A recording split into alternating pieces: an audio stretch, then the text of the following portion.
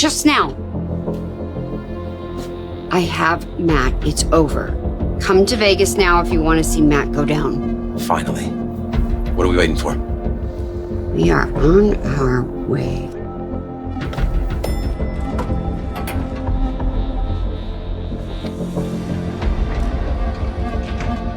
Can't wait to see you, Sharon.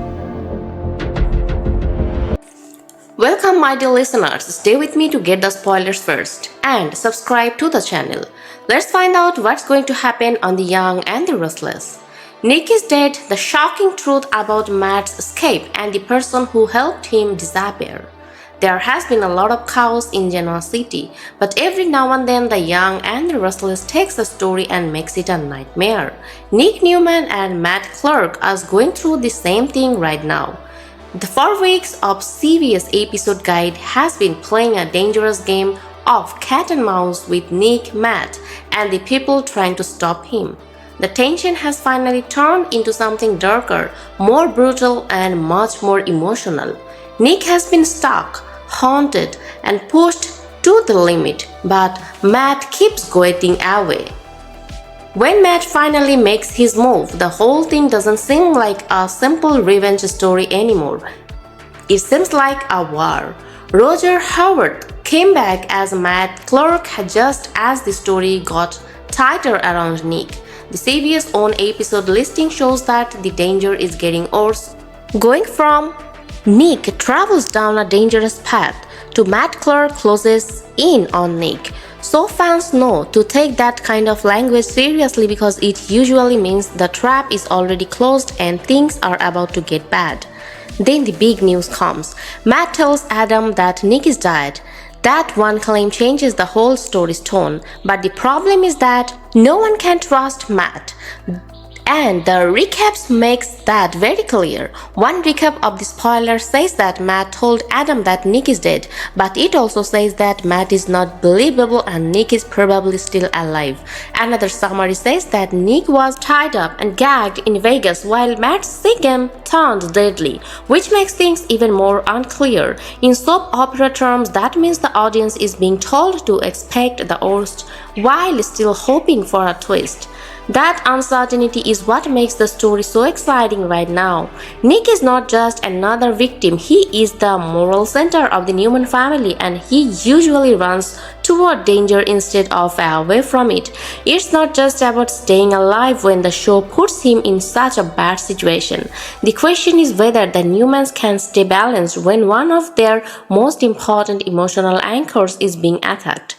CBS recaps and spoilers have shown Nick trying to expose Matt, fight back and find a way out over and over again. This means that the story is meant to make every rescue feel too late and every victory feel temporary. And that leads us to the part that fans cannot stop talking about: the person who helped Matt get away.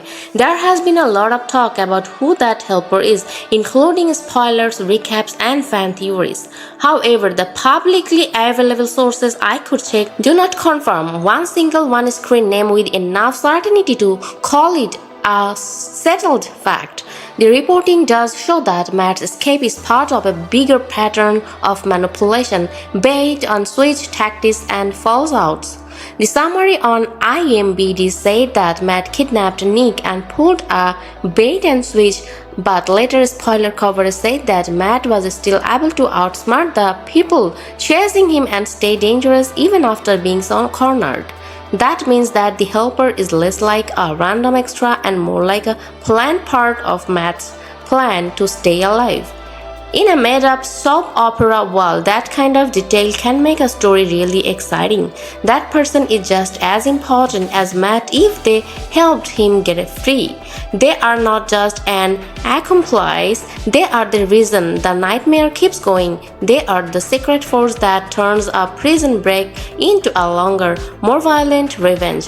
And since The Young and the Restless has made Nick's danger such a big part of the story, the reveal of that helper would naturally feel like the point where the story stops being about one villain and starts being about a conspiracy. That's why the rumor that Nick is dead spread so quickly. It didn't come out of nowhere. It came after weeks of Nick being stuck, after Matt's threat got worse, after spoilers showed Nick and Adam trying to use Riza to get the upper hand, and after several recaps said the situation was getting out of hand. When Matt tells Adam that Nick is dead, the line hits like a hammer because the audience has already been led to believe that this story could end in tragedy. But soap loves to play with death in a dangerous way. There are times when a character is really gone. They sometimes hide. The show sometimes wants the audience to think that someone died so that the big reveal can hit them harder later on. The news right now makes it look like Matt is lying or at least twisting the truth, and Nick's fate is still being shaped by whatever rescue or escape attempt comes next. According to Prime Timer, Chelsea saves Adam and Nick on April 17 while Matt keeps playing with Sharon. This is a very different picture from a confirmed date and suggests that the crisis is still going on. That's what makes this story so great. It keeps changing from one episode says Nick is stuck, Matt says Nick is dead. According to another person says that Chelsea saves Adam and Nick. Another person says that Matt texts Sharon from Nick's phone, which shows that Matt is still willing to use Nick's identity as a weapon even after the supposed death claim. That kind of storytelling keeps telling the audience the same thing. Nothing is final until the show says it is. And Matt Clark is the kind of bad guy who can make even a story about a dead man feel new again. In a made-up way, that's where the story's emotional heart beats the loudest.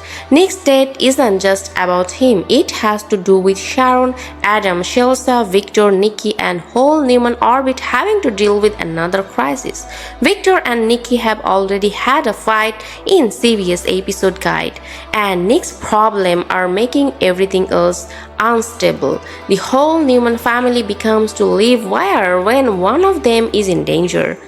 And then there's Matt himself who loves the chaos. According to Soap Central, Matt's return was meant to cause problems for Nick. Later reports made it clear that Matt's game is not only physical but also mental. He wants people to be scared, unsure, and not know where the truth ends and his lies begin. That's why it's so important to know who his helper is, no matter who it is. They are not only helping him get away, but they are also helping him keep up the illusion that he has already owned. If I were reading this as a straight soap opera instead of a verified recap, it would go like this. Matt says Nick is dead. The Newmans are shocked. The helper comes out of the shadows and the audience realizes that the death was either staged or falsely reported to trick Sharon and the family into Matt's next trap. That kind of twist fits with everything that has been going on in the news lately, especially the hints that Nick is in danger but not necessarily gone for good. The real story isn't just that Nick is dead. Matt has turned Nick's life into a weapon, and the person who helped him escape has made the danger last longer than anyone thought it would.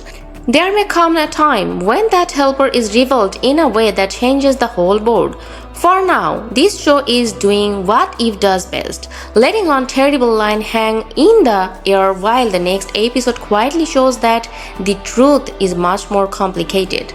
That's why people cannot stop watching. In Genoa City, a dead man might not be dead, a bad guy might not be done, and the person who opened the door for the escape might be just as important as the man who walked through it. Right now, the only thing that seems certain is that Matt's story isn't over. Nick's fate is still up in the air, and the Newmans are about to find out that the worst part of a lie is usually the person who helps keep it going.